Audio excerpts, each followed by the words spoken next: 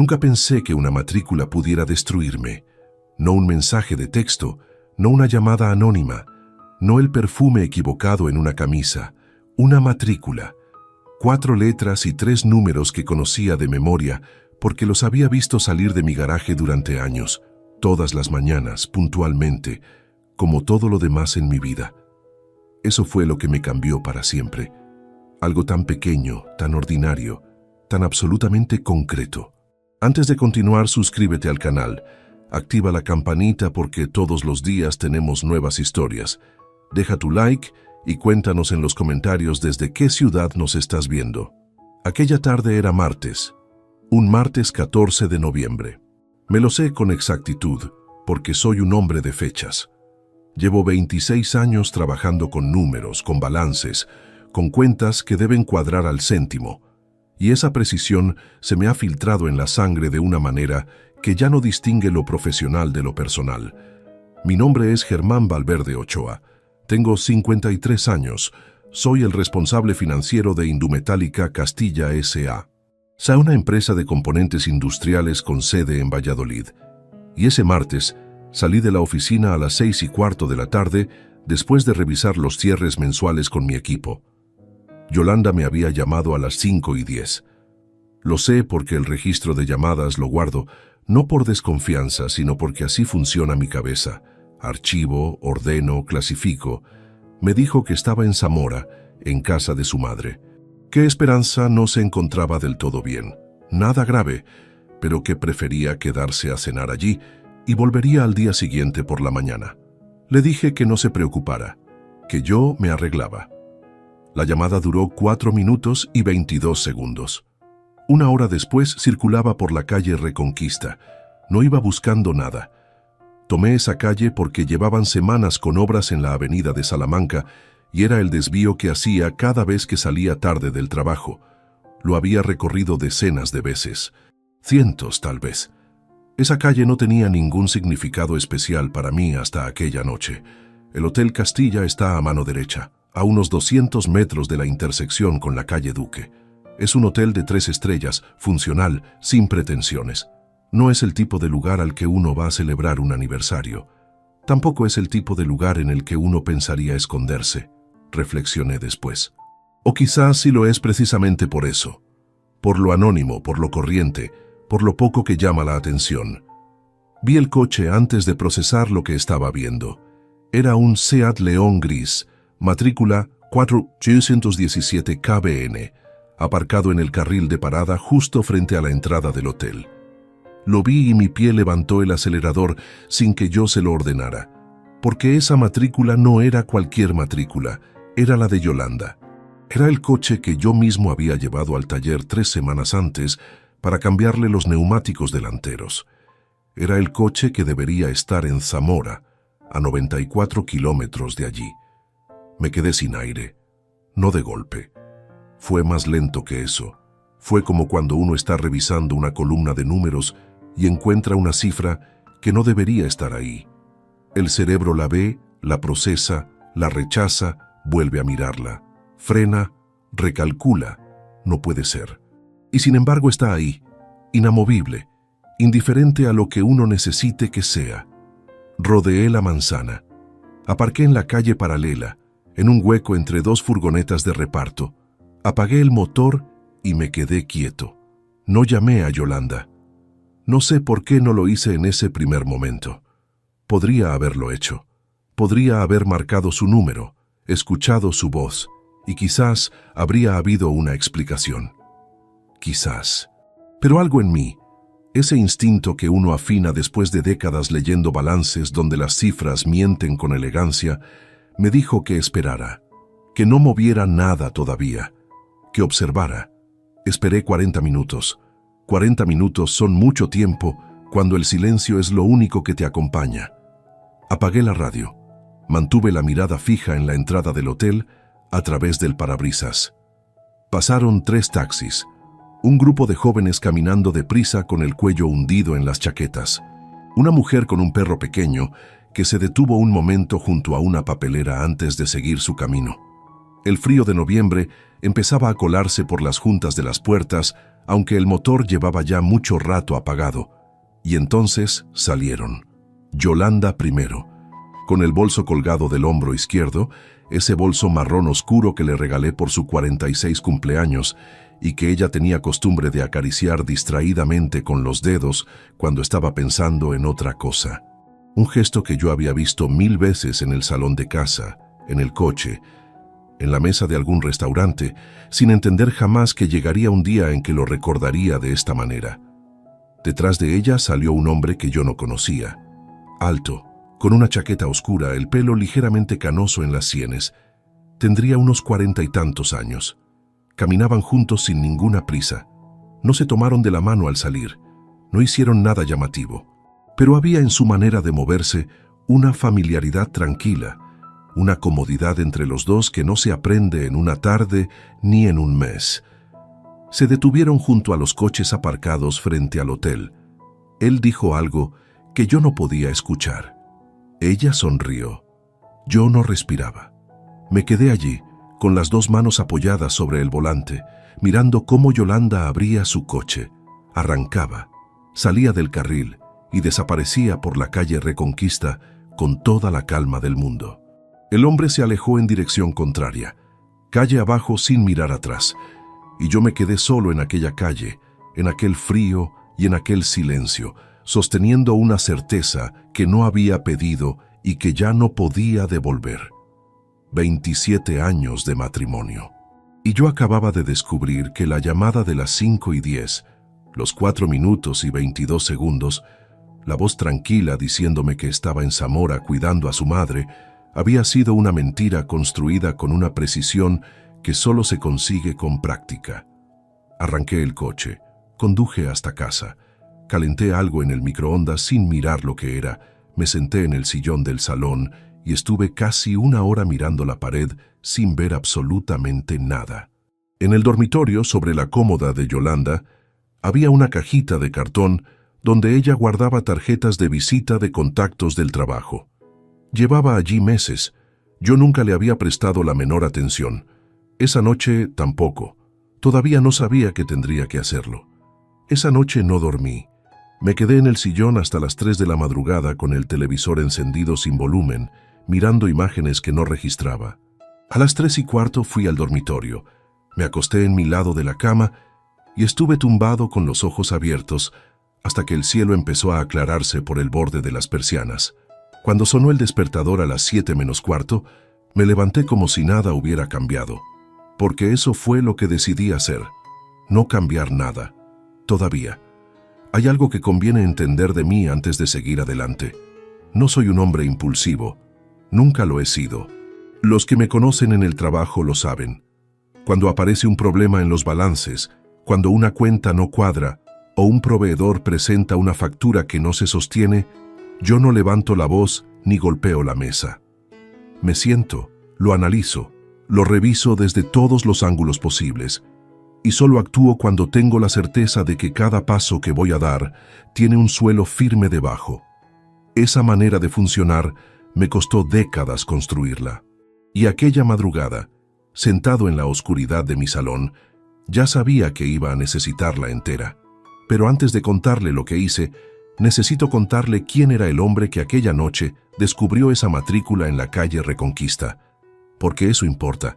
Importa para entender por qué tardé tanto en ver lo que tenía delante, y también para entender por qué, cuando finalmente lo vi, no iba a dejarlo pasar. Me llamo Germán Valverde Ochoa y nací en Valladolid en el invierno de 1971. Soy el segundo de 3 hermanos, hijo de un empleado de banca y de una maestra de primaria que dedicó 32 años a una escuela pública del barrio de Las Delicias. Crecí en un piso de 80 metros cuadrados, donde el dinero nunca sobraba, pero siempre alcanzaba, que no es lo mismo. Aprendí desde muy joven que las cosas no se consiguen, se construyen, y que para construirlas hay que medir bien los cimientos antes de colocar la primera piedra. Estudié empresariales en la Universidad de Valladolid a principios de los años 90, cuando todavía se tomaban apuntes a mano y los profesores escribían con tiza en pizarras verdes que chirriaban. Terminé la carrera en junio de 1993 en plena crisis económica, cuando encontrar trabajo era una lotería que la mayoría perdía. Yo tuve suerte y también tuve constancia, que no son la misma cosa. Entré como auxiliar administrativo en una empresa de componentes metálicos con sede en el polígono de San Cristóbal y fui ascendiendo con la lentitud de quien no tiene prisa, pero tampoco se detiene. Pasé por 4 puestos distintos en 12 años, hasta que en 2005 me ofrecieron el cargo de responsable financiero de Indumetálica Castilla. Tenía entonces 34 años y la sensación de que todo lo que había sembrado empezaba a tener forma. Conocí a Yolanda Serrano Méndez en una boda de un compañero de trabajo en el verano de 1995. Ella tenía 29 años, estudiaba la oposición para profesora de secundaria y llevaba un vestido azul que recuerdo con una precisión que me resulta dolorosa ahora mismo. Hablamos durante casi toda la noche. Bailamos una pieza que no recuerdo cuál era, pero que sonaba en todas partes ese verano, y al final de la noche le pedí el número. Me lo dio escrito en una servilleta de papel, porque ninguno de los dos llevaba tarjeta de visita. Guardo esa servilleta todavía, en el fondo de una caja de documentos que hay en el armario del estudio. No la he tirado. No sé si alguna vez lo haré. Nos casamos el 18 de junio de 1997 en la iglesia de San Pablo, con 83 invitados y una recepción en una finca a las afueras de la ciudad. La noche antes de la boda, mi padre me dijo algo que no olvidé nunca: que un matrimonio no es lo que uno siente al principio, sino lo que uno decide seguir construyendo, cuando lo que uno siente ya no es suficiente. Lo tomé como sabiduría. Años después, entendí que era una advertencia. Los primeros años fueron exactamente lo que imaginé que serían: ajustados, complicados a veces, pero nuestros. Vivíamos en un piso alquilado en el centro mientras ahorrábamos para comprar algo propio. Álvaro nació en enero de 1999, cuando yo tenía 27 años, y ella 27 también, y con él llegó la sensación de que la vida se había ordenado de una manera que ya no dependía solo de nosotros. Me volqué en el trabajo con una intensidad que ahora reconozco como excesiva. Llegaba tarde muchas noches, me perdí algunos cumpleaños, algunas funciones del colegio, alguna cena que Yolanda había preparado con esfuerzo y que se quedaba esperando en la mesa hasta que el calor se iba de ella. No lo hice con mala intención, lo hice porque creía que proveer era la forma más concreta de querer y que el resto vendría solo. Eso fue un error, y lo reconozco sin buscar excusas. Pero también es verdad que cumplí todo lo que prometí. Pagamos la hipoteca del piso de Valladolid en 16 años. Álvaro estudió en el colegio privado donde Yolanda quería que estudiara. Hizo la carrera de Derecho en la universidad sin que le faltara nada, y cuando terminó le ayudé a pagar el apartamento donde vivía mientras buscaba su primer trabajo. Yolanda consiguió su plaza de profesora en el Instituto Núñez de Arce en 2001 y la mantuvo desde entonces. Viajamos. No mucho, pero viajamos. Tuvimos una vida ordenada, estable, sin grandes sobresaltos. Una vida que yo creía que era real. Mirándola ahora desde donde estoy, con la distancia que da haber revisado cada detalle con la misma atención que pongo en una auditoría, me doy cuenta de que los indicios existían. Llevaban meses ahí, quietos, esperando a que yo quisiera mirarlos. Yolanda tenía la costumbre, desde hacía tiempo, de poner el teléfono en silencio nada más llegar a casa por las tardes. Lo dejaba boca abajo sobre la encimera de la cocina mientras preparaba la cena. Yo lo veía y no veía nada. Era un gesto tan integrado en la rutina que había dejado de ser un gesto para convertirse en paisaje. Luego estaban las salidas con compañeras del instituto, que siempre se mencionaban sin nombres concretos. Quedé con unas compañeras, estuve con gente del trabajo. Nunca Marta, nunca Pilar, nunca nadie con apellido y contexto. Yo tampoco pregunté. El trabajo me dejaba con poco margen para los detalles ajenos, y supongo que en algún momento dejé de hacer las preguntas que un hombre atento habría hecho. Y después estaba la cajita de cartón. Llevaba meses sobre la cómoda del dormitorio, junto al joyero pequeño y el frasco de perfume que ella usaba los días de diario. Era una caja de cartón fino, del tamaño de un mazo de cartas, con una tapa de color crema. Yolanda me dijo una vez, de pasada, que guardaba ahí tarjetas de contactos del instituto, de la asociación de padres, de proveedores de material escolar. Yo lo escuché y lo archivé en esa zona del cerebro donde van las cosas que no requieren atención. Aquella noche, después de verla salir del hotel, volví a casa y me senté en el sillón frente a esa cajita. La miré durante un buen rato desde el otro lado de la habitación. No la toqué. Todavía no era el momento. Pero ya no era paisaje. Yolanda llegó al día siguiente a las 11 de la mañana con una bolsa pequeña de viaje y el mismo tono de voz de siempre. Me dijo que su madre había pasado mejor noche, que no era nada serio, probablemente un bajón de tensión propio de la edad.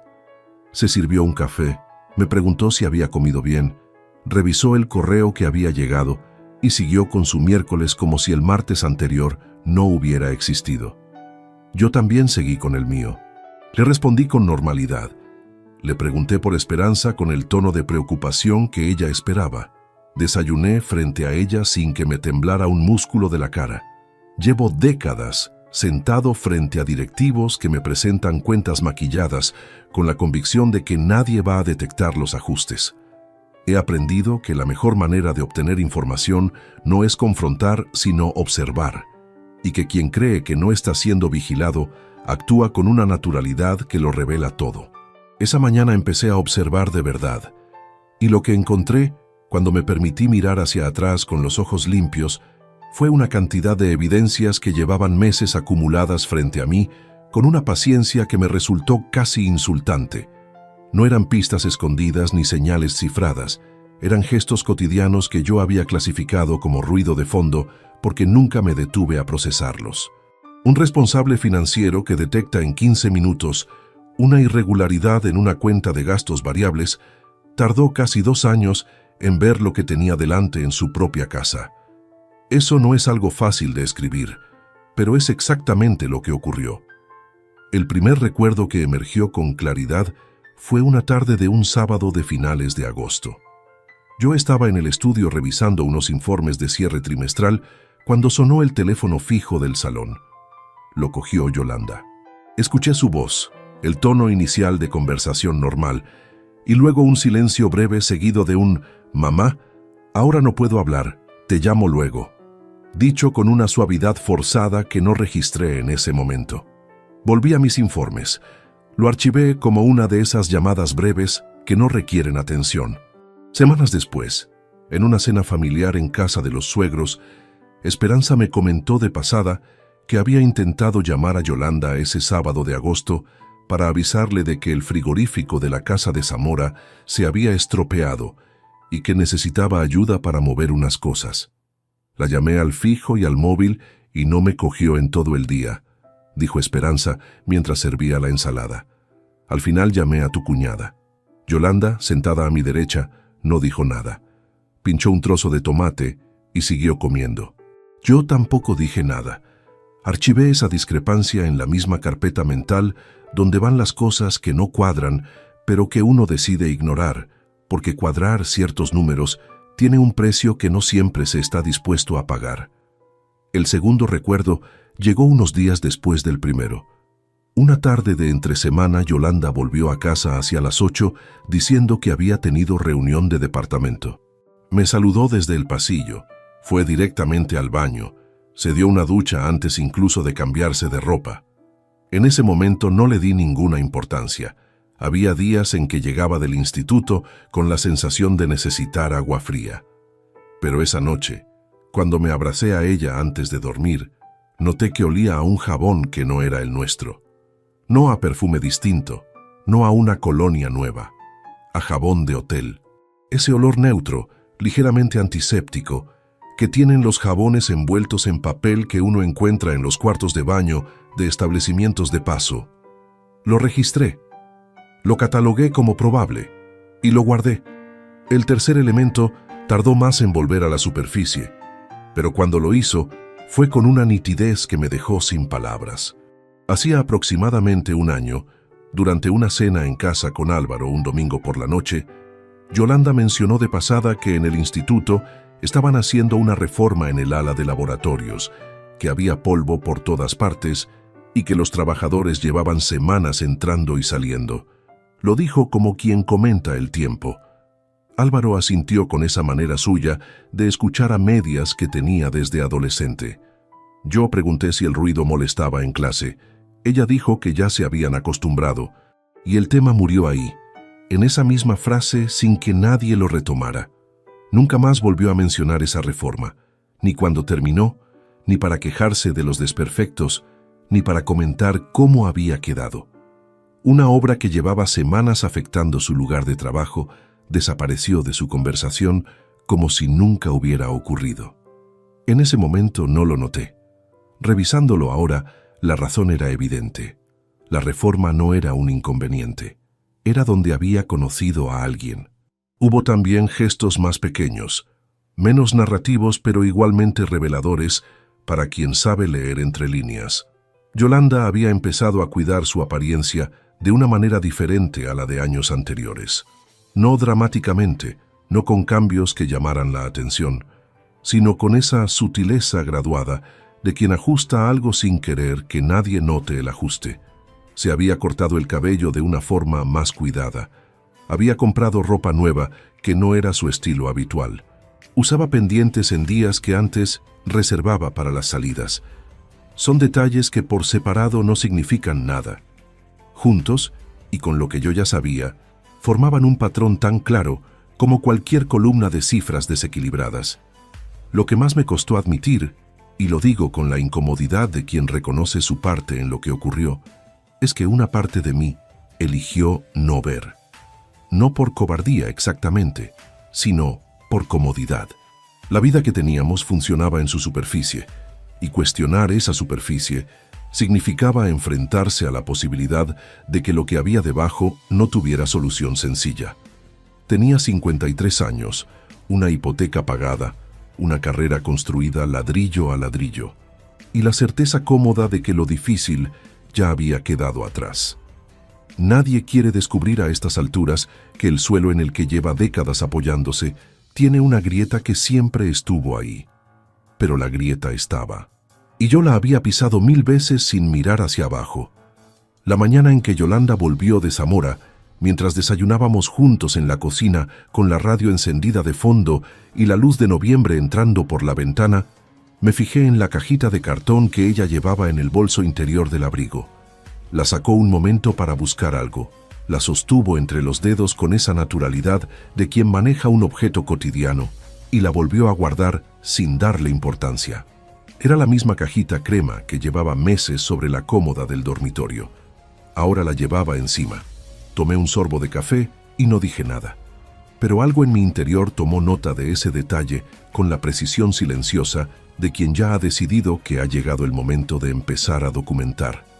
El miércoles por la noche, después de que Yolanda se durmiera, fui al estudio, cerré la puerta con cuidado y me senté frente al escritorio con una libreta en blanco y un bolígrafo. No encendí el ordenador. Todavía no. Lo que necesitaba en ese momento no era tecnología sino orden, y el orden para mí siempre ha empezado en papel. Dibujé una línea vertical en el centro de la página. A la izquierda escribí hechos confirmados. A la derecha, hechos por confirmar. En la columna izquierda puse 3 entradas: la matrícula frente al hotel, los 40 minutos de espera y la llamada de las 5:10 desde una ubicación que no era Zamora. En la columna derecha escribí todo lo demás: la identidad del hombre, la duración de lo que fuera que estaba ocurriendo, el alcance real de lo que aún no sabía. La columna derecha ocupaba 3/4 partes de la página. En 27 años de trabajo con balances y auditorías, he aprendido que la diferencia entre una decisión sólida y un error costoso está casi siempre en la calidad de la información de partida. Actuar con la columna izquierda incompleta sería exactamente el tipo de movimiento precipitado que le habría corregido a cualquier miembro de mi equipo. Necesitaba datos. Necesitaba que alguien con las herramientas adecuadas me ayudara a construir esa columna izquierda antes de dar cualquier paso. Al día siguiente llamé a Eugenio Palomares Vidal. Conocía su nombre por un colega del sector. Ramón Fuentes Ibáñez, que había pasado por un proceso de divorcio complicado 2 años antes y que en una conversación de trabajo me había mencionado, sin entrar en detalles, que había contratado a un profesional discreto y riguroso para documentar ciertos aspectos de su situación. En aquel momento no le presté demasiada atención a esa información.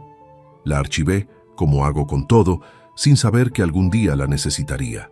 Eugenio tenía 51 años. Había pasado 17 como inspector en la Guardia Civil antes de retirarse del cuerpo y reconvertirse al sector privado. Operaba desde una oficina pequeña y sin rotulación en la calle Panaderos, en el centro de Valladolid, con un teléfono fijo, un teléfono móvil, y la reputación de alguien que entregaba exactamente lo que prometía, sin adornos ni excesos. Le llamé desde el coche, aparcado en el polígono industrial cercano a la empresa, a las 2 menos cuarto del mediodía. Me atendió al segundo tono. Le expliqué la situación en términos precisos y sin digresiones. Esposa, hotel, matrícula, llamada falsa, necesidad de confirmar identidad del acompañante y establecer si existía un patrón de comportamiento documentado. Eugenio escuchó sin interrumpirme. Cuando terminé, dijo que necesitaba verme en persona antes de aceptar cualquier encargo, que era su procedimiento estándar y que podría recibirme esa misma tarde a las 6. Le dije que estaría allí. La oficina de Eugenio era exactamente lo que su descripción telefónica anticipaba: funcional, sin ningún elemento decorativo que no cumpliera una función práctica. Una mesa de trabajo, 2 sillas para clientes, un archivador metálico con cerradura, una ventana con persiana a media altura que dejaba entrar luz sin permitir visibilidad desde la calle.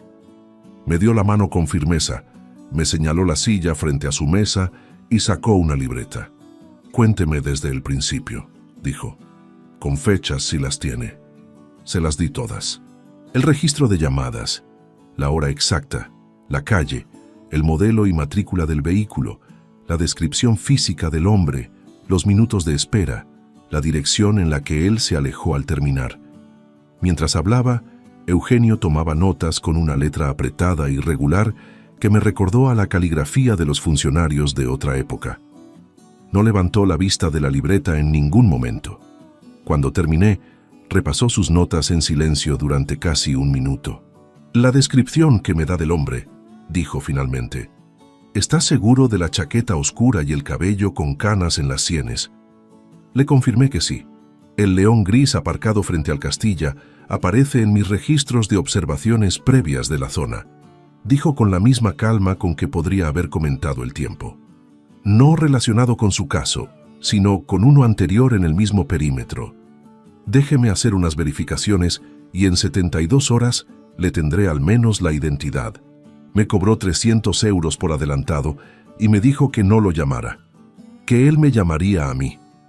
Salí de esa oficina con una sensación extraña que tardé en identificar. No era alivio ni tampoco angustia.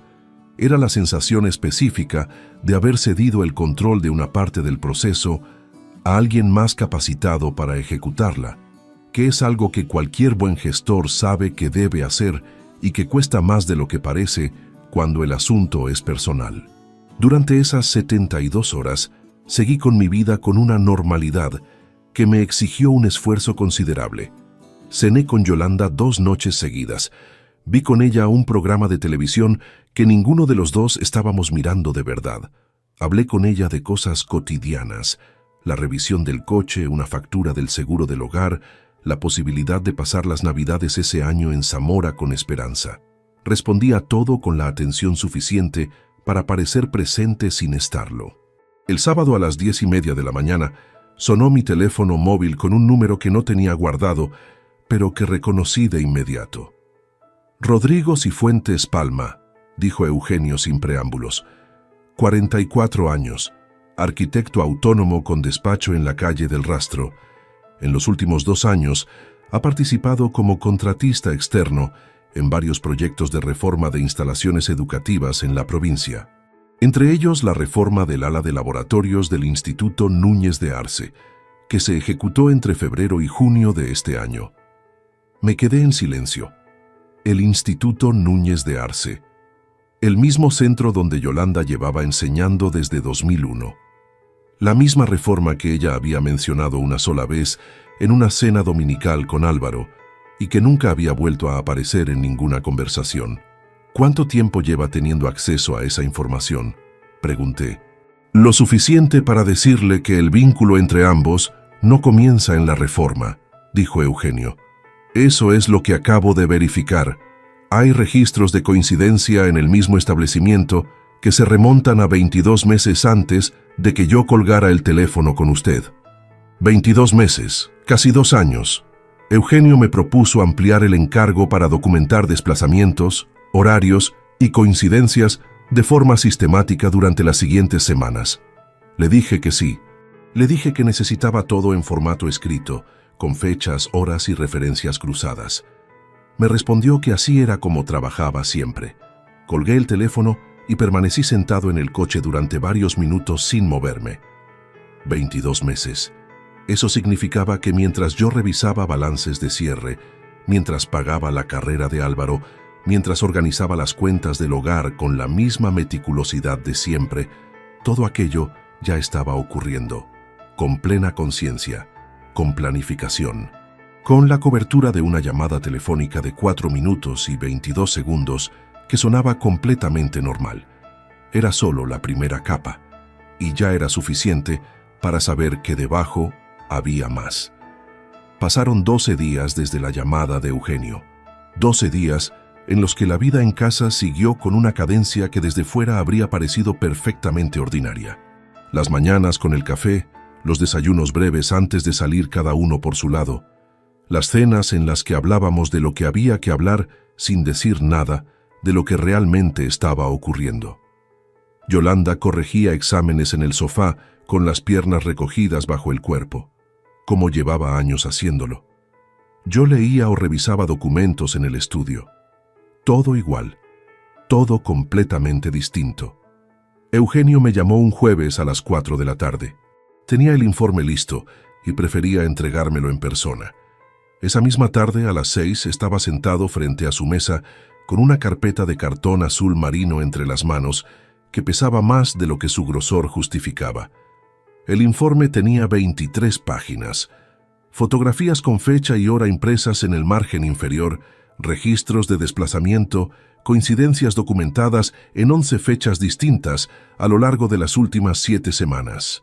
El trabajo de Eugenio era impecable en su forma, ordenado cronológicamente, con referencias cruzadas entre los distintos registros, exactamente como yo habría estructurado un informe de auditoría interna. Mientras lo revisaba sentado frente a él, una parte de mi cerebro, la parte profesional que nunca se apaga del todo, reconoció la calidad técnica del documento antes de que el resto de mí terminara de procesar su contenido. 11 fechas, 11 veces documentadas solo en las últimas 7 semanas. «Hay algo más», dijo Eugenio cuando llegué a la última página. Lo dijo con el mismo tono con que había dicho todo lo anterior, pero algo en la pausa que dejó antes de continuar me indicó que lo que venía a continuación era diferente en naturaleza a lo que ya había leído. Sacó una segunda carpeta, más delgada, y la colocó sobre la mesa sin abrirla todavía. Durante el proceso de verificación de registros digitales, explicó, revisé el historial de un dispositivo de almacenamiento en red que usted mismo configuró para uso familiar hace aproximadamente 4 años. Un sistema de copia de seguridad automática vinculado a varios dispositivos del hogar. Hizo una pausa. En ese sistema encontré el rastro de un mensaje enviado por error a un grupo de aplicación de mensajería instantánea familiar hace 14 meses, eliminado a los pocos segundos del envío. El sistema de copia automática lo registró antes de la eliminación. Asentí despacio, sin hablar. Eugenio abrió la segunda carpeta y colocó frente a mí una sola hoja impresa.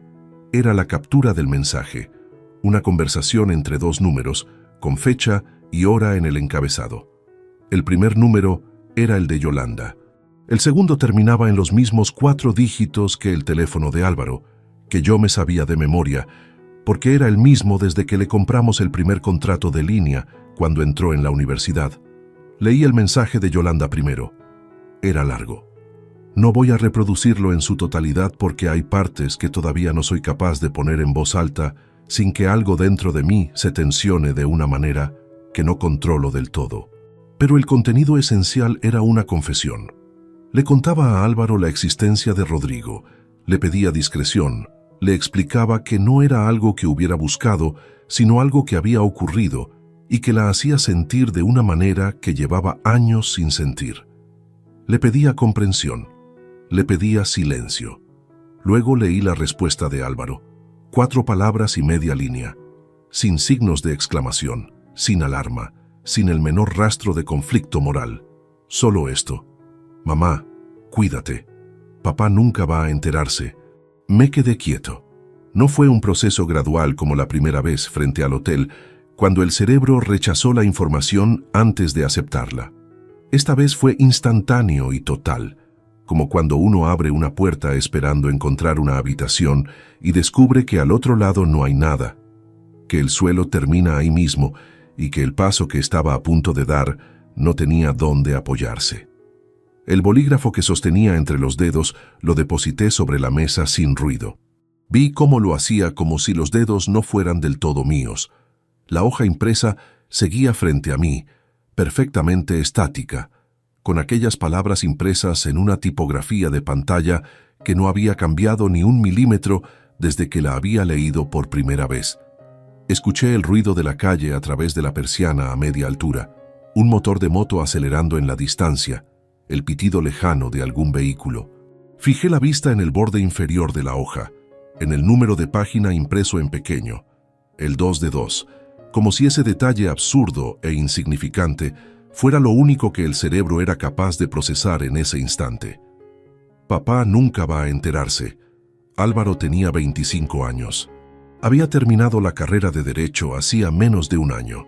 5 años de estudios en los que había aprendido, entre otras cosas, los fundamentos del deber de lealtad, la distinción entre omisión y complicidad, el peso jurídico y moral de guardar un silencio que perjudica a otro. No era un adolescente sin criterio. Era un hombre adulto y formado que había recibido la confidencia de su madre y había respondido en 4 palabras que su padre no importaba lo suficiente como para merecer la verdad. 14 meses. Durante 14 meses, cada vez que Álvaro había venido a cenar a casa, cada vez que yo le había transferido el dinero del alquiler a primero de mes, cada vez que habíamos hablado por teléfono de sus oposiciones o de cualquier otra cosa, él lo sabía. Lo había sabido desde antes incluso de que yo tuviera la menor sospecha. «¿Está bien?», preguntó Eugenio. Tardé un momento en responder. «Sí», dije. Y era mentira, pero era el tipo de mentira que uno se permite cuando la alternativa es desmoronarse en una oficina frente a alguien que no tiene la culpa de nada. Le pedí que incluyera esa hoja en el expediente principal. Me dijo que ya estaba incorporada. Le pregunté si había algo más que no me hubiera entregado todavía. Me respondió que no, que lo que tenía en las manos era el expediente completo. Le di las gracias, le pagué el resto de sus honorarios en efectivo. Cogí las 2 carpetas y salí a la calle. Afuera había bajado la temperatura.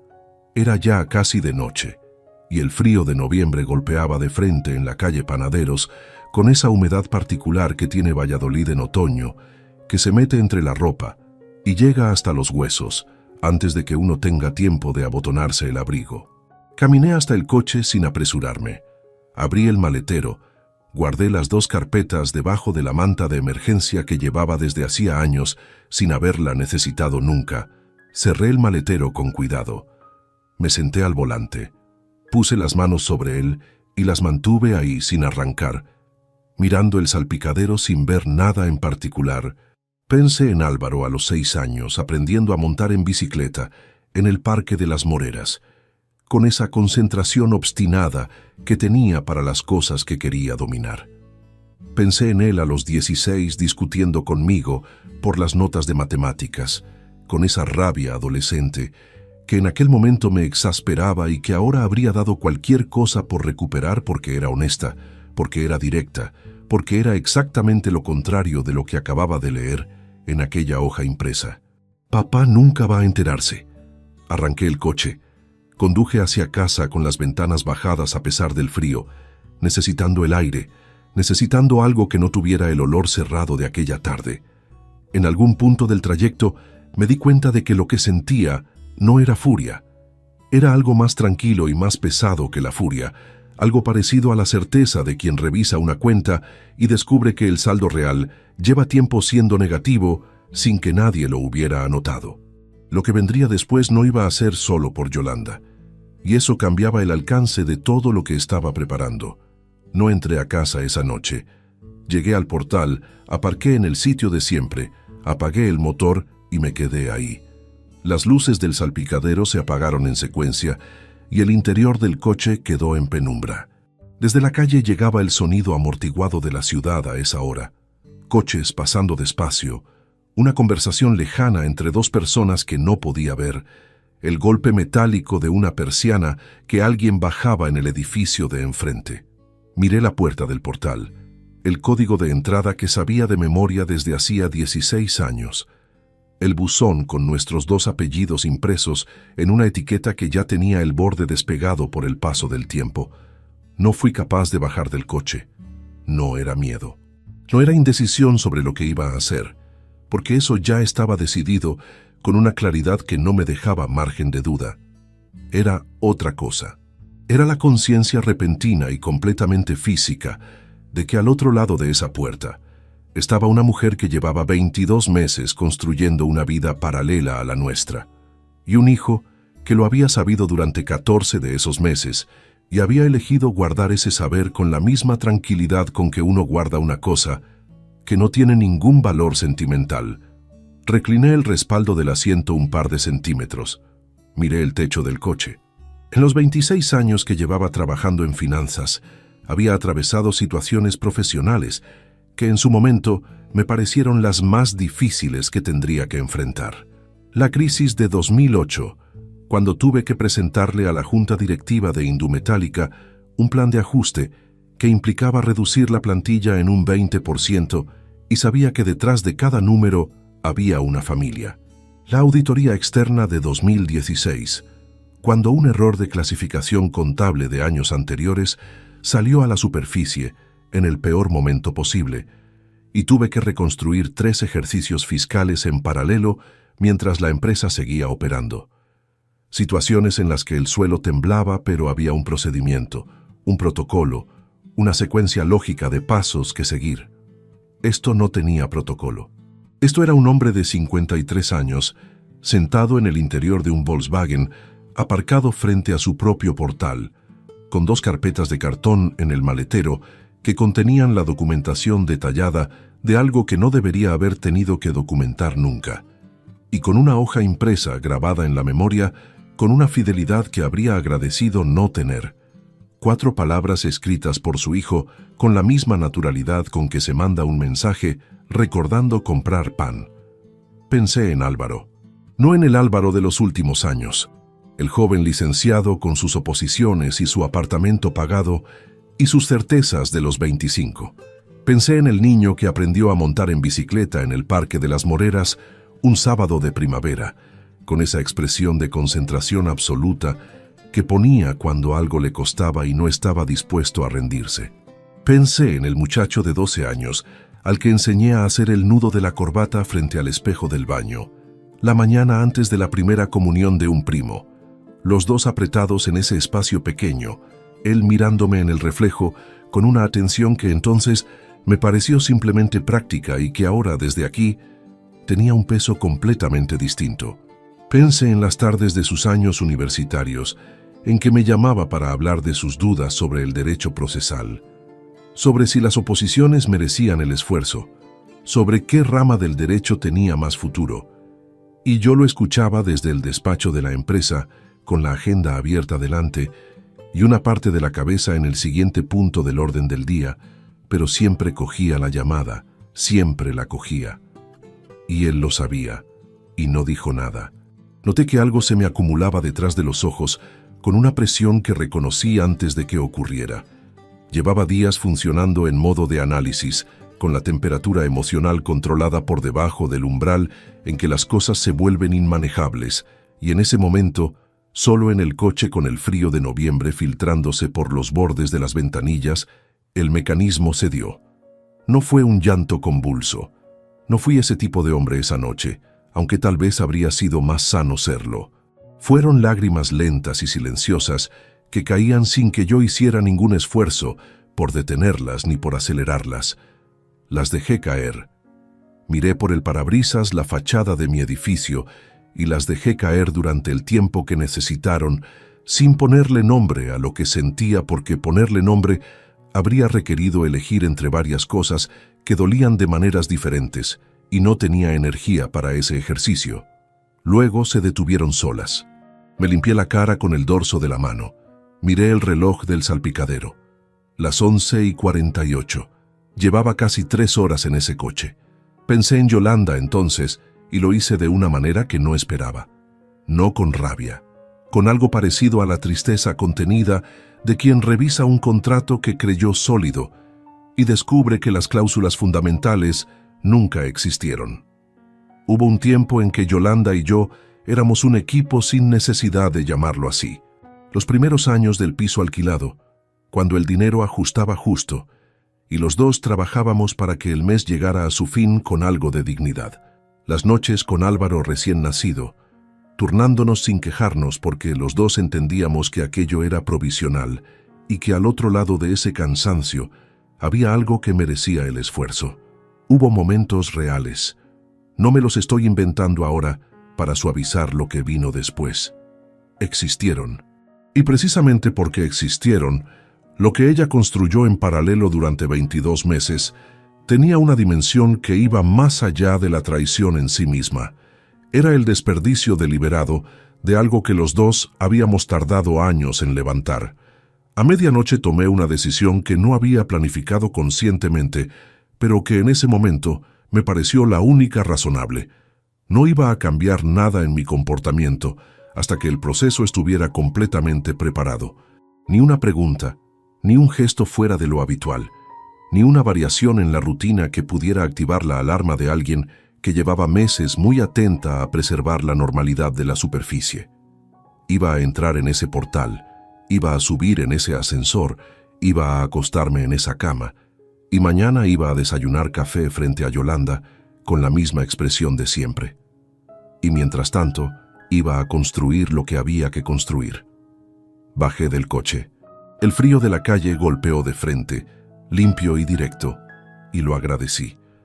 Pulsé el código del portal, subí en el ascensor, abrí la puerta del piso con cuidado de no hacer ruido y en el pasillo me recibió el silencio de una casa donde alguien duerme sin saber que algo ha cambiado para siempre.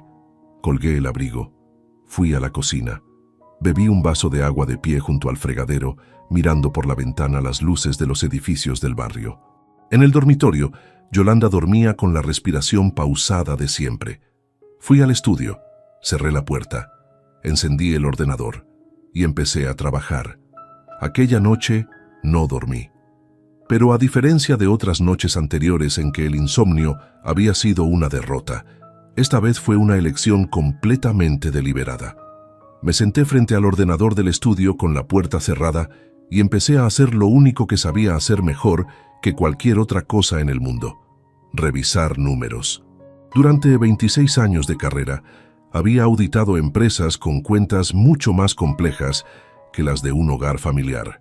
Había desentrañado irregularidades contables que contadores con décadas de experiencia habían enterrado bajo capas de reclasificaciones y ajustes técnicos diseñados específicamente para no ser encontrados. El principio, sin embargo, era siempre el mismo. Los números no mienten.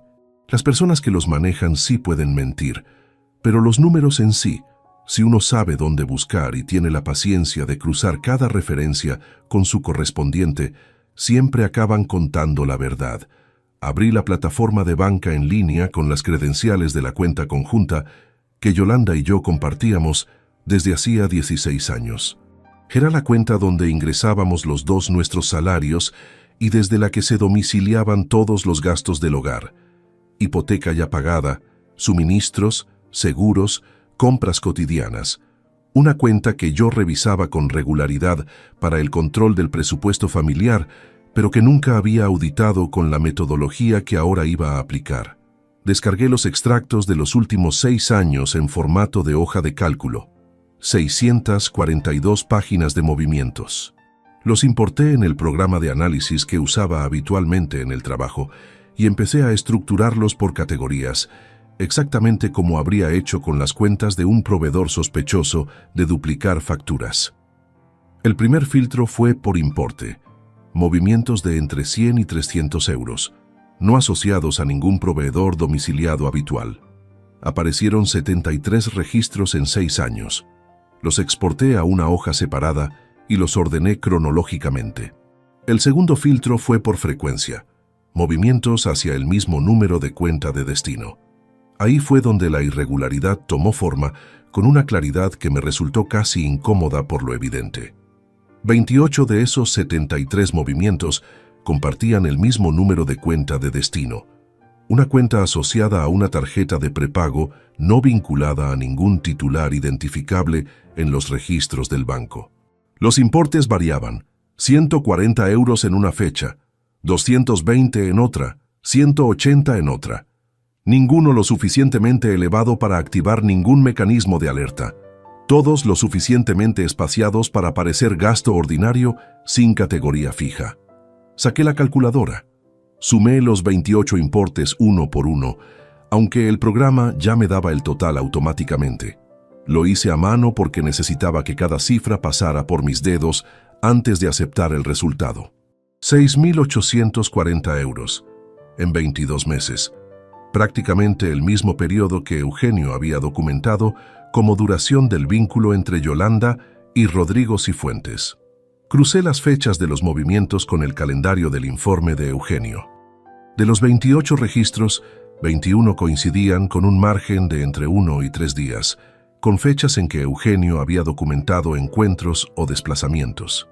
No era una prueba jurídica directa, pero era una correlación que cualquier perito contable habría calificado sin dudar como significativa. Eran las 4 menos cuarto de la madrugada cuando imprimí el análisis completo. 16 páginas. Las revisé una vez más sobre el escritorio, anotando a mano en los márgenes las referencias cruzadas con el informe de Eugenio. Luego las metí dentro de una carpeta de cartón gris que no se diferenciaba en nada de las decenas de carpetas de trabajo que tenía en ese estudio. La coloqué entre 2 archivadores del estante inferior y apagué el ordenador. Esa misma semana llamé a Bernardo Aguirre Castellanos. Bernardo tenía 58 años y llevaba más de 3 décadas ejerciendo como abogado de familia en Valladolid. Lo conocía desde hacía 12 años a través de los contratos laborales de Indumetálica, donde había intervenido en varias ocasiones como asesor externo en asuntos de derecho mercantil. Era un hombre metódico, de pocas palabras y mucha precisión, que tenía la costumbre de tomar notas en libretas de tapas negras que guardaba numeradas en una estantería de su despacho. Me había inspirado confianza siempre, no por cercanía personal, sino por la manera en que manejaba la información. Sin dramatismo, sin juicios innecesarios, con la atención puesta exclusivamente en los hechos y en lo que se podía hacer con ellos. Le llamé desde el coche, aparcado en el polígono industrial de siempre. Le dije que necesitaba verle para un asunto personal, que no era urgente en el sentido inmediato, pero que requería discreción y que prefería no dar detalles por teléfono. Me dio cita para el jueves siguiente a las 5 de la tarde. El despacho de Bernardo estaba en la calle Platerías, en un edificio de principios del siglo pasado con suelos de mármol y una escalera de madera que crujía en el tercer peldaño de abajo arriba. Su sala de reuniones tenía una mesa rectangular con 6 sillas, una librería que ocupaba toda la pared del fondo y una ventana con vistas a un patio interior en el que crecía un árbol cuyas ramas llegaban casi al nivel del segundo piso. Le entregué las 2 carpetas de Eugenio y la carpeta gris con el análisis contable. Las abrió en orden, las leyó con una concentración que no se interrumpió en ningún momento, y cuando terminó, cerró la última carpeta, la colocó sobre las otras 2 y me miró. «Tiene usted un expediente sólido», dijo. No era un elogio, era una evaluación técnica y la recibí como tal. Le expliqué la metodología del análisis contable, los filtros aplicados, la correlación entre los movimientos y las fechas del informe del investigador. Bernardo tomaba notas en su libreta negra con la misma letra apretada y regular de siempre. Cuando terminé de explicar, hizo 3 preguntas concretas sobre la titularidad de la cuenta de destino, sobre la antigüedad del sistema de copia de seguridad que había permitido recuperar el mensaje eliminado y sobre la situación registral de los bienes del matrimonio. Las respondí todas sin necesidad de consultar nada. Llevaba semanas preparándome para exactamente ese tipo de preguntas. ¿Cuánto tiempo necesita para organizar el procedimiento?, le pregunté cuando terminamos. Bernardo consultó su libreta. Depende de lo que quiera conseguir y de cómo quiera conseguirlo. Si el objetivo es proteger su patrimonio y documentar el perjuicio económico para el proceso de separación, necesito entre 3 y 4 semanas para preparar todo correctamente. Si precipita los tiempos, pierde ventaja. Le dije que no tenía ninguna prisa, que lo que quería era que cuando llegara el momento, cada paso estuviera en su sitio antes de dar el siguiente. Bernardo asintió con la expresión de alguien que lleva décadas escuchando exactamente ese tipo de frase y sabe distinguir cuándo es verdad y cuándo es wishful thinking. En mi caso, debió de ver que era verdad, porque cerró la libreta y dijo: «Entonces trabajemos». Salí del despacho a las 7 menos cuarto. El árbol del patio interior perdía las últimas hojas del otoño con esa lentitud indiferente que tienen los árboles, sin saber ni importarles lo que ocurre al otro lado del cristal. Había algo que Yolanda y Álvaro todavía no sabían: que el hombre que creían conocer, el que llegaba tarde del trabajo y se quedaba callado en las cenas y nunca preguntaba demasiado, llevaba semanas construyendo con cada dato disponible una arquitectura que ellos no habían visto venir. Y que cuando esa arquitectura estuviera terminada, no iba a haber ninguna cifra que no cuadrara. Vivir en una casa mientras se desmonta en silencio todo lo que esa casa representa requiere una disciplina que no se aprende en ningún manual. Durante las semanas que siguieron a mi reunión con Bernardo, desarrollé una rutina dentro de la rutina, una capa de normalidad tan meticulosamente mantenida que hubo momentos en que yo mismo tardaba unos segundos en recordar qué era real y qué era actuación. Por las mañanas desayunaba con Yolanda. Hablábamos de lo que había que hablar: el tiempo, algún comentario sobre las noticias que daba la radio de fondo, la lista de la compra, si había que llamar al técnico del calentador que llevaba semanas con una pequeña pérdida en la válvula. Conversaciones que tenían la textura exacta de las conversaciones de 27 años, sin que ninguna de las dos personas sentadas frente a frente dijera lo que de verdad tenía en la cabeza. Me pregunto a veces si ella también actuaba, si también medía sus palabras, si también calculaba. Probablemente sí, y eso, en cierto modo, decía mucho de los dos. Bernardo me había pedido documentación adicional sobre el régimen de bienes del matrimonio, específicamente sobre la titularidad de una cuenta de ahorro que yo había abierto a título individual años antes del matrimonio y que había mantenido separada de las cuentas conjuntas por un criterio de orden financiero sin ninguna intención estratégica en aquel momento. Necesitaba localizar el contrato original de apertura que estaba archivado en una carpeta de documentos personales que guardaba en el estudio. Un martes de la segunda semana de diciembre, Yolanda había salido a primera hora con la excusa de ir al mercado. Aproveché para abrir el archivador del estudio y buscar la documentación. Encontré el contrato en el cuarto separador. Lo saqué, lo coloqué sobre el escritorio y lo fotografié con el teléfono para enviárselo a Bernardo. Mientras esperaba que la imagen se cargara en la aplicación de mensajería, abrí el ordenador para revisar un extracto adicional que quería incluir en el mensaje. No escuché la puerta. Yolanda entró en el estudio sin llamar, algo que hacía con relativa frecuencia porque la puerta estaba entornada y no completamente cerrada. Llevaba la bolsa del mercado en una mano y una taza de café en la otra. Tardé una fracción de segundo en reaccionar, pero fue suficiente. Con el antebrazo derecho Cubrí el teclado y la parte inferior de la pantalla del ordenador, donde estaban abiertos los extractos bancarios con las anotaciones en rojo que había ido incorporando a lo largo de la semana. Con la mano izquierda, bajé la tapa del teléfono sobre la mesa cara abajo, en un movimiento que intenté que pareciera el gesto distraído de alguien que deja el móvil de lado porque no lo necesita.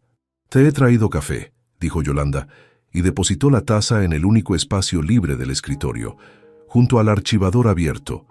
Sus ojos recorrieron la mesa un instante, no con sospecha particular, sino con esa manera que tiene la gente de mirar sin buscar nada concreto cuando entra en una habitación que conoce bien.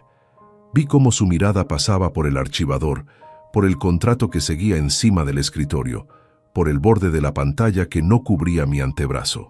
«Cosas de la empresa», dije, con la misma entonación neutra que usaba cuando no quería desarrollar el tema. «Cierre de ejercicio».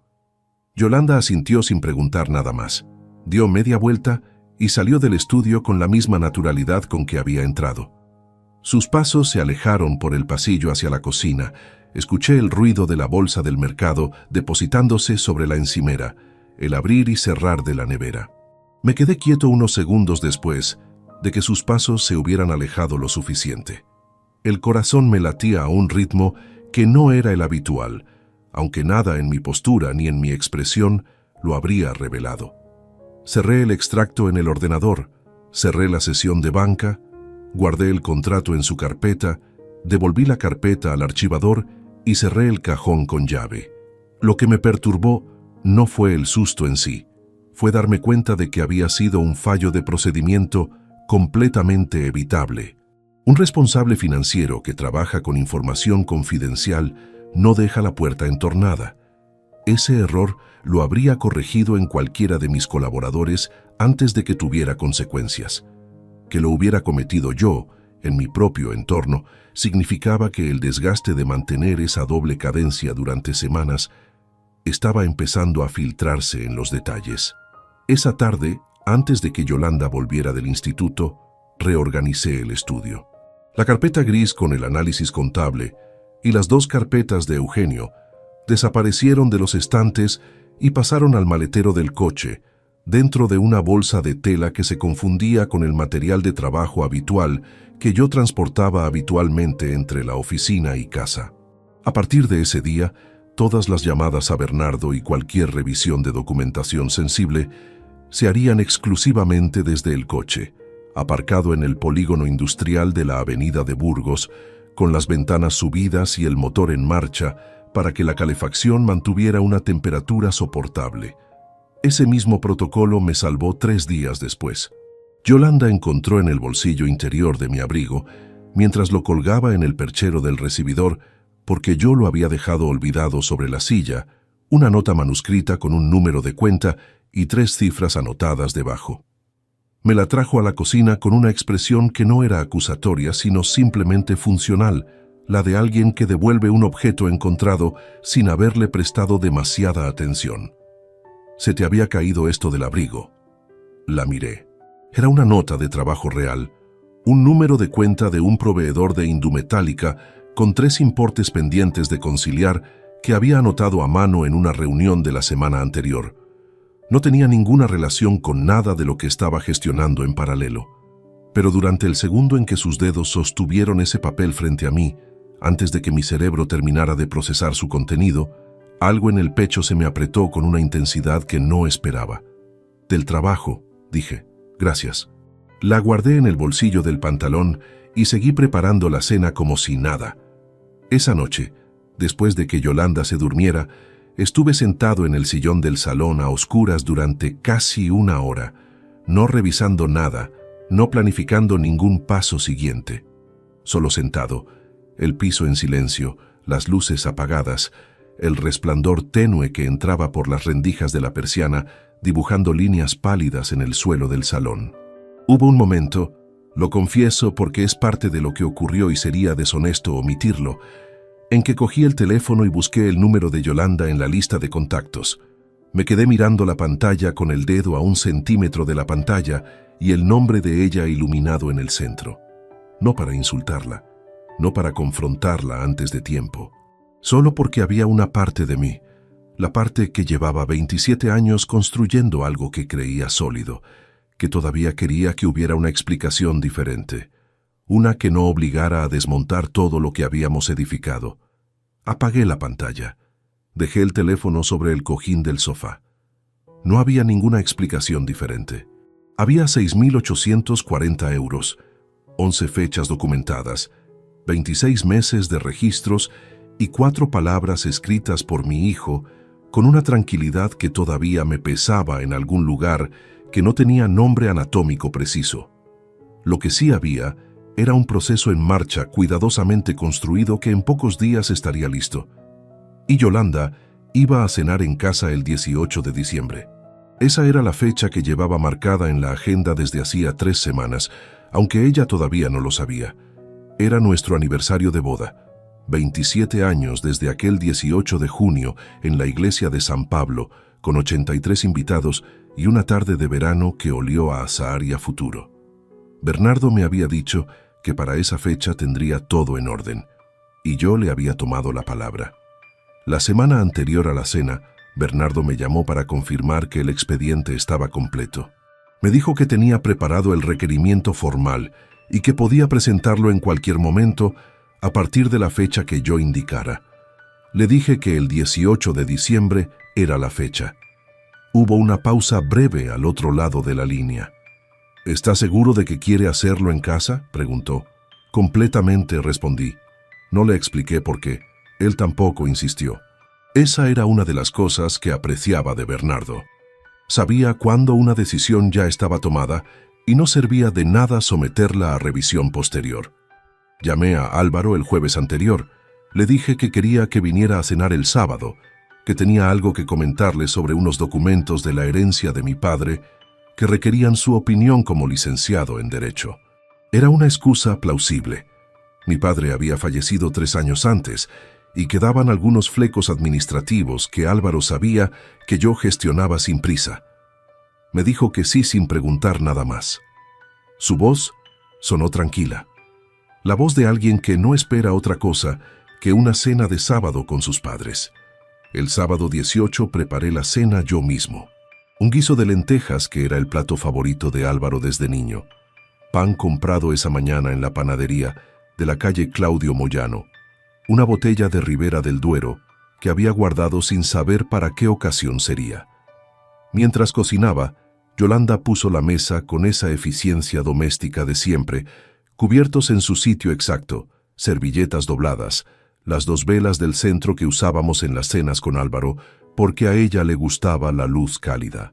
La observé desde la cocina durante un momento. Llevaba el jersey azul marino que le había regalado el año anterior por su cumpleaños. Se movía por el comedor con la naturalidad absoluta de quien no tiene nada pendiente esa noche. Álvaro llegó a las 9 menos cuarto. Lo saludé en la puerta, le tomé el abrigo, le pregunté si había encontrado aparcamiento. Entró al comedor, saludó a su madre con un beso. Se sentó en su sitio habitual frente a la ventana. Todo perfectamente normal. Todo exactamente como cualquier otra cena de los últimos años, con la diferencia de que esta vez yo sabía que sería la última de ese tipo. Serví el guiso, abrí el vino, llené las 3 copas. Durante los primeros 20 minutos comimos y hablamos. Álvaro comentó que el plazo de presentación de instancias para sus oposiciones se había ampliado 1 mes. Yolanda preguntó si eso le venía bien. Él dijo que sí, que necesitaba tiempo para un tema que le costaba. Yo escuché y respondí en los momentos adecuados, con la misma cadencia de siempre. Cuando los platos estaban casi vacíos y el nivel del vino había bajado lo suficiente, me levanté sin decir nada, fui al estudio y volví al comedor con 2 sobres de papel Kraft que deposité sobre la mesa entre los platos y las copas, con la calma con que se coloca un documento en una reunión de trabajo. Yolanda los miró. Álvaro los miró. Ninguno de los dos dijo nada durante un segundo que se extendió más de lo que debería. El primero tiene fotografías, dije, sentándome de nuevo. Fechas y horas impresas en los márgenes, 11 registros distintos en 7 semanas. Lo dije sin elevar la voz, sin gesticular. El segundo tiene los extractos de la cuenta conjunta con los movimientos señalados, 28 transferencias en 22 meses, 6.840 euros. Yolanda no abrió los sobres. Se quedó mirándolos fijamente y luego me miró a mí con una expresión que no era lo que yo había esperado. No era negación ni rabia. Era algo parecido al agotamiento, como si llevara tiempo sabiendo que ese momento llegaría, y al fin hubiera llegado. «Germán», dijo, y su voz sonó distinta a todas las voces que le había escuchado en 27 años. Más pequeña, más honesta, paradójicamente, que en mucho tiempo. No la dejé terminar, no con crueldad, simplemente porque no había nada que pudiera decirme que cambiara lo que estaba sobre esa mesa. «Hay un tercer documento», continué. «No está en los sobres, está con Bernardo Aguirre, que lleva el proceso desde hace 3 semanas. El lunes por la mañana presentará el requerimiento formal». Fue entonces cuando Álvaro habló. Se levantó despacio, con esa manera suya de moverse cuando está tenso que yo conocía desde que tenía 12 años. Puso las manos sobre el borde de la mesa y me miró con una expresión que mezclaba la incomodidad de quien sabe que está en terreno peligroso con algo que, sin duda, llevaba tiempo preparando. «Papá». La voz era firme, demasiado firme para ser espontánea. «Esto no es justo. Mamá no es perfecta, pero tú tampoco estuviste de verdad en esta familia. Siempre el trabajo, siempre los números, siempre la empresa. No puedes llegar ahora con sobres y tratar esto como si fuera una auditoría».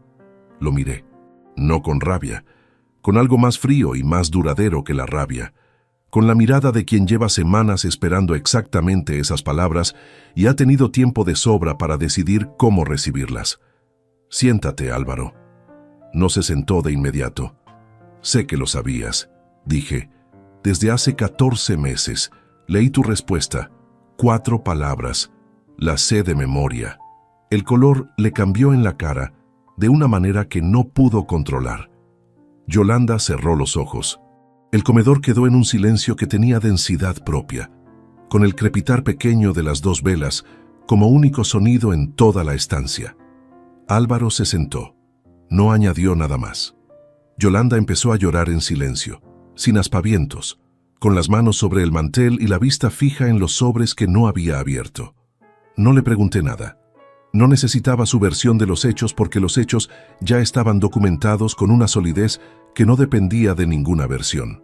Lo que ocurrió después fue lo que tiene que ocurrir cuando la estructura que uno ha construido es la correcta. Cada pieza cayó en su sitio sin que yo tuviera que forzar nada. Yolanda no negó nada. Álvaro no volvió a hablar. Las velas siguieron ardiendo sobre la mesa con esa indiferencia serena que tienen las llamas pequeñas. Esa misma noche, mientras Álvaro se marchaba sin despedirse y Yolanda se encerraba en el dormitorio, recibí un mensaje de Bernardo confirmando los pasos del lunes. Y en algún momento de esa semana, aunque yo no intervine directamente en ello, alguien que había recibido cierta información de forma anónima semanas antes tomó también su propia decisión. La esposa de Rodrigo Cifuentes Palma había presentado demanda de divorcio 3 días antes de aquella cena. Bernardo me lo mencionó de pasada en nuestra llamada del lunes como un dato colateral sin relevancia jurídica para mi proceso. Lo escuché, tomé nota y no hice ningún comentario. Cuando uno documenta la verdad con suficiente rigor, hay veces en que la verdad encuentra sola sus propios caminos. El domingo amaneció con una luz gris y plana que entraba por las persianas sin convicción, como si el día tampoco tuviera prisa por comenzar. Me desperté a las 6:15 en el sofá del salón, donde había acabado durmiendo sin haberlo planeado. Tenía el cuello agarrotado, la manta a medio caer sobre las piernas y el teléfono en la mano con la pantalla apagada. Por unos segundos, antes de que la memoria ordenara los hechos de la noche anterior, no supe exactamente dónde estaba ni por qué no estaba en la cama. Luego lo recordé todo, y el cuerpo lo acusó de golpe. Me incorporé despacio. En el dormitorio no había ningún sonido. Fui a la cocina, puse agua a calentar, me quedé de pie junto a la ventana mirando la calle todavía vacía. Un hombre sacaba a un perro por la acera de enfrente. encorvado contra el frío con las manos en los bolsillos del abrigo. El perro olisqueaba la base de un árbol con esa concentración absoluta que tienen los animales para los detalles que los humanos no llegamos a percibir. Me preparé un café. Lo bebí de pie, sin sentarme, mirando sin ver. Lo que tenía que hacer esa mañana no era una decisión que hubiera tomado en el calor de la noche anterior. La había tomado días antes, con la misma frialdad metódica con que había tomado todas las demás desde aquella tarde de noviembre en la calle Reconquista. Pero una cosa es tomar una decisión en abstracto, con los documentos sobre la mesa y la lógica funcionando con precisión, y otra es ejecutarla a las 7 de una mañana de domingo de diciembre con el cuello agarrotado y el café todavía caliente en la mano. La ejecuté igualmente. Cogí el teléfono y abrí la aplicación del banco. La cuenta desde la que se domiciliaba el alquiler del apartamento de Álvaro en la calle San Lorenzo era una cuenta corriente individual a mi nombre que había abierto específicamente para ese gasto cuando mi hijo empezó la carrera, para separarlo del presupuesto familiar y tenerlo controlado sin interferencias. Durante 5 años de carrera y casi 1 desde la licenciatura, el primer día hábil de cada mes había salido de esa cuenta el importe exacto del arrendamiento, 720 euros. Sin falta, sin retraso, sin que Álvaro me lo pidiera porque la transferencia estaba automatizada y él sabía que estaría ahí. Desactivé la automatización. Luego llamé a la entidad emisora del crédito adicional que tenía Álvaro vinculado a mi cuenta principal, una tarjeta de crédito que le había asociado cuando empezó las oposiciones, para que pudiera cubrir imprevistos sin tener que llamarme. No la había cancelado antes porque nunca había habido un motivo. Ahora lo había. La operadora me confirmó la cancelación en menos de 3 minutos. Después de eso, no llamé a Álvaro. No le envié un mensaje de voz ni busqué una conversación que él no merecía en ese momento. Le escribí 3 frases, sin encabezado afectuoso, sin insultos, sin la clase de dramatismo que habría convertido aquello en algo diferente a lo que era. A partir de este mes, no se realizará la transferencia del alquiler. La tarjeta asociada a mi cuenta ha sido cancelada esta mañana. La razón no es el enfado de anoche, sino la consecuencia directa de una decisión que tomaste hace 14 meses, con plena conciencia de lo que hacías. Revisé las 3 frases 2 veces antes de enviarlas. No añadí nada. No las suavicé ni las endurecí. Eran exactamente lo que tenían que ser, precisas, completas, sin margen de interpretación. Le di a enviar y dejé el teléfono sobre la mesa de la cocina. Álvaro tenía 25 años y un título de derecho con el que yo había pagado 5 años de matrícula, libros, transportes y los primeros meses de alquiler cuando todavía no había terminado la carrera. Había aprendido durante esos 5 años la diferencia entre omisión y complicidad. Había estudiado casos en los que el silencio de una persona ante un perjuicio causado a otra tenía consecuencias jurídicas y morales mensurables. No era un muchacho sin criterio. Era un hombre adulto que había elegido, con esa formación encima, escribir 4 palabras que lo decían todo sobre cómo me valoraba. No era rabia lo que sentía esa mañana. La rabia se agota, se transforma, deja pozo, pero se va. Lo que sentía era algo más parecido a la claridad descarnada de quien ha revisado todos los elementos de una situación hasta sus últimas consecuencias y ha llegado a una conclusión que ya no admite revisión. Álvaro iba a tener que construir su vida con sus propios medios, como yo había construido la mía. Sin red, sin transferencias automatizadas el 1 de mes, sin una tarjeta de emergencia vinculada a una cuenta que no era la suya. No le bloqueé el número. Eso era importante para mí, aunque no habría sabido explicarlo con exactitud en ese momento. Dejar el canal abierto no era una señal de debilidad ni de ambigüedad. Era el reconocimiento de que una puerta cerrada con pestillo es diferente a una puerta que uno elige no atravesar. Si Álvaro algún día quería atravesarla, tendría que ser él quien caminara hasta ella y llamara. No yo, ya no. A media mañana, Escuché movimiento en el dormitorio. Yolanda salió al pasillo, luego a la cocina. Se detuvo un momento al verme sentado a la mesa. Tenía los ojos marcados por la noche y el gesto de quien lleva horas despierta dándole vueltas a algo que no tiene vuelta. No dijimos nada durante un momento. ¿Cuándo tienes previsto que Bernardo presente los documentos?, preguntó finalmente. Su voz era tranquila. No había rastro de confrontación en ella, solo el cansancio funcional de quien ya sabe cómo termina algo y quiere saber los tiempos. Mañana por la mañana, respondí. Asintió. Se sirvió un café. Se quedó de pie junto a la encimera, sosteniéndolo con las dos manos, mirando al frente, y durante ese momento vi algo que no había esperado ver. Un rastro de la mujer que había conocido en aquella boda de 1995, sin el jersey azul, ni la mesa bien puesta, ni la actuación de las últimas semanas.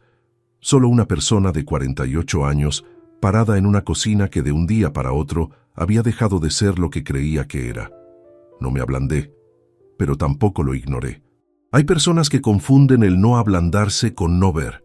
Yo lo vi, y lo sostuve unos segundos antes de apartar la mirada, porque había cosas que reconocer no significaba necesariamente que cambiaran nada de lo que ya estaba en marcha. Esa tarde recibí la respuesta de Álvaro. Era un mensaje largo. Lo leí entero, de principio a fin, sin saltarme ninguna línea. Había reproches, había argumentos que en otro contexto habrían merecido una conversación. Había también, enterrada en el tercer párrafo, algo que sonaba remotamente a reconocimiento de que su silencio no había sido el correcto. Pero estaba envuelto en tantas justificaciones, en tanta relativización del daño causado. En tanto, hay que entender el contexto, que el reconocimiento perdía todo el peso que habría necesitado tener para significar algo. No respondí ese día. Guardé el teléfono en el bolsillo. Cogí el abrigo que estaba colgado en el perchero del recibidor y salí a caminar sin un destino concreto. Recorrí las calles del barrio durante casi una hora, con las manos en los bolsillos y la bufanda subida hasta la barbilla. El frío de diciembre en Valladolid tiene una calidad particular, seco y directo, que no engaña a nadie haciéndose pasar por otra cosa. Caminé sin pensar demasiado, o quizás pensando en todo a la vez, que a veces es lo mismo. A la vuelta pasé por delante de la panadería de la calle Claudio Moyano, la misma donde había comprado el pan la mañana anterior para la cena. Estaba cerrada a esa hora. El escaparate estaba vacío y la persiana metálica bajada hasta la mitad. Me detuve un segundo frente a ella sin saber exactamente por qué. Seguí caminando. Quedaban todavía muchas cosas por resolver. Los plazos legales, la distribución de bienes, las conversaciones que Bernardo tendría que tener en nombre de los dos durante las semanas siguientes. Pero lo fundamental, lo que no podía ser delegado ni procesado por ningún abogado, ya estaba hecho. Cada pieza colocada en su sitio, cada consecuencia asignada a su causa con la exactitud que la situación requería. Eso era lo que había aprendido en 26 años, trabajando con números. Que los balances, para ser honestos, tienen que cuadrar en las dos columnas, no solo en la que uno prefiere mirar. El proceso de separación duró 4 meses y 23 días. Bernardo me había advertido desde el principio que con un expediente tan bien documentado, los plazos serían más cortos de lo habitual, y tenía razón. Yolanda no contestó la demanda con impugnación. Contrató a su propio abogado, una mujer llamada Cristina Fonseca Arriaga, que tenía reputación de eficiente y que al revisar lo que Bernardo había presentado, debió de aconsejarle a su clienta que el margen de maniobra era estrecho. Las negociaciones se condujeron íntegramente a través de los dos letrados, sin que Yolanda y yo tuviéramos que sentarnos juntos en ninguna sala a ninguna hora. Eso fue una decisión deliberada mía. Bernardo me preguntó si prefería la mediación directa o la gestión a través de representantes. Le dije que a través de representantes, no porque no fuera capaz de estar en la misma sala que Yolanda, sino porque sabía que una conversación cara a cara en ese contexto no añadiría nada útil al proceso y podía restar. Llevaba meses siendo disciplinado con los tiempos. No iba a perder esa disciplina en las últimas semanas. La distribución de bienes quedó establecida de la siguiente manera. Yolanda se quedó con el apartamento de Zamora, que había sido propiedad suya antes del matrimonio y que figuraba exclusivamente a su nombre en el registro. Era un bien privativo que nunca había estado en discusión. A cambio, la vivienda de Valladolid quedó íntegramente adjudicada a mí, junto con la totalidad del saldo de las cuentas de ahorro individuales, que el análisis contable que yo mismo había elaborado y que un perito externo ratificó sin objeciones, atribuía de forma inequívoca a mi esfuerzo profesional acumulado durante las 2 décadas del matrimonio. Los 6.840 euros quedaron documentados como perjuicio económico y fueron compensados dentro del acuerdo final. Bernardo lo gestionó con la misma precisión con que había manejado todo lo demás. La firma se hizo un martes de abril en la notaría de la calle Ferrari a las 12 del mediodía. El cielo esa mañana tenía el azul particular de la primavera castellana, ese azul alto y limpio que no se negocia con las nubes. Firmé donde me indicaron, recogí mi copia del acuerdo, le di la mano a Bernardo en la puerta y me fui caminando hacia el aparcamiento sin mirar atrás. Fue durante ese proceso, en una de las reuniones de revisión documental, que Bernardo tuvo con la parte contraria, donde salió a la superficie el último elemento que faltaba por cerrarse.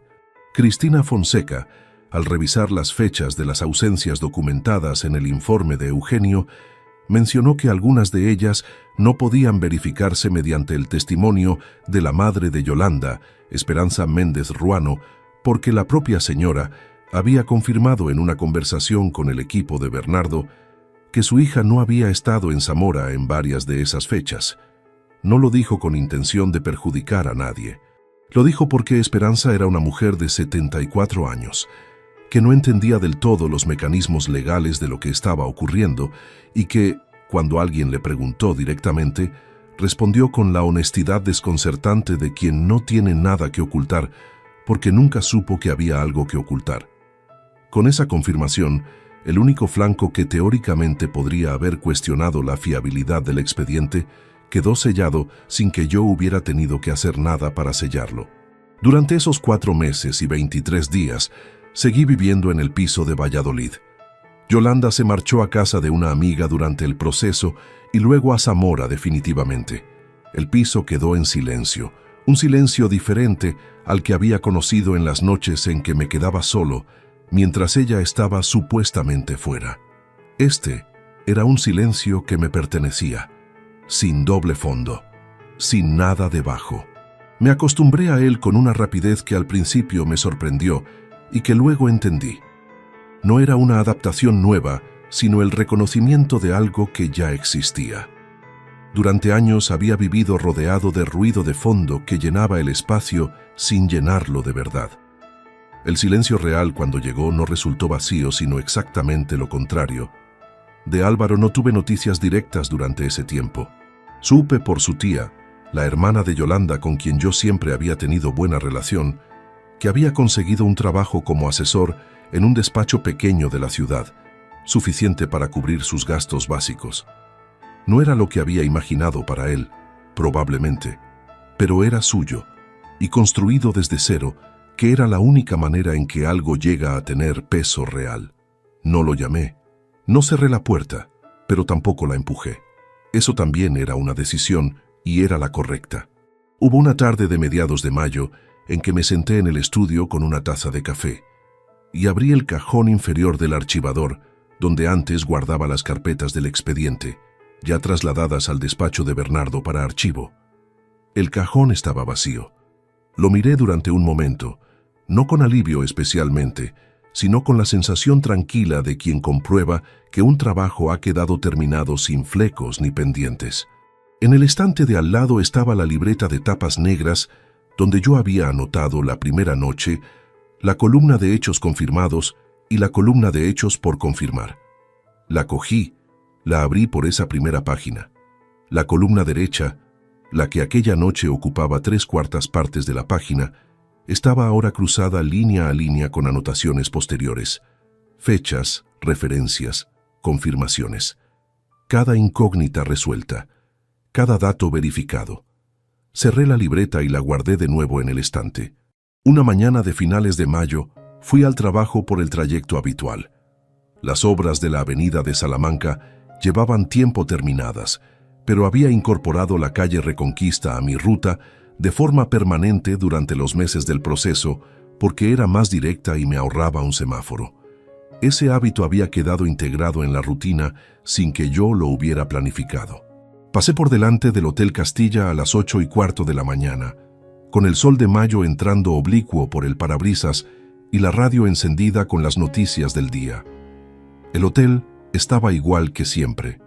La fachada de piedra, el letrero discreto sobre la entrada, el carril de parada frente a la puerta donde aquella tarde de noviembre había estado el Seat León gris con la matrícula 4817 KBN. Ahora no había ningún coche aparcado ahí. Seguí conduciendo sin aflojar el pie del acelerador, sin girar la cabeza, sin que ningún músculo de la cara cambiara de posición. No porque me exigiera un esfuerzo no hacerlo, sino porque genuinamente no necesitaba hacer nada. Esa calle ya no era el lugar donde mi vida se había partido en dos. Era simplemente la calle más directa entre mi casa y mi trabajo, con una fachada de piedra a mano derecha, que no me debía ninguna explicación, ni yo a ella. Eso era lo que había tardado 6 meses en recuperar. No la vida que tenía antes, que no iba a volver ni yo habría querido que volviera, sino la capacidad de pasar por delante de las cosas sin que las cosas me detuvieran. He pensado mucho en estos meses en qué quiero que quede de todo esto, si es que tiene que quedar algo. No lo pienso por mí, sino porque tengo 53 años y hay personas más jóvenes alrededor a las que observo tomar decisiones parecidas a las que yo tomé durante décadas. Trabajar sin mirar demasiado a los lados, confiar sin verificar, suponer que lo construido aguanta solo porque lleva tiempo en pie. Lo que aprendí, con un coste que no voy a minimizar porque sería deshonesto hacerlo, es que la solidez de cualquier estructura no depende del tiempo que lleva levantada, sino de la calidad de los cimientos que nadie se molestó en revisar. Eso vale para los balances de una empresa, vale también para todo lo demás. Y hay una última cosa que no quiero dejar sin decir. Aquella tarde de noviembre, cuando reconocí la matrícula frente al hotel y aparqué al otro lado de la calle y apagué el motor, una parte de mí quiso arrancarlo de nuevo e irse, hacerse el que no había visto nada, volver a casa, calentar algo en el microondas, sentarse en el sillón y dejar que la vida siguiera con su ruido de fondo de siempre. No lo hice. Y eso, más que cualquier documento firmado o cualquier transferencia cancelada, es lo único de lo que me siento completamente seguro haber hecho bien. Si te gustó esta historia, dale like al video, suscríbete al canal y comparte tus impresiones en los comentarios. Para escuchar la próxima historia, haz clic en la caja de la izquierda. Gracias por vernos.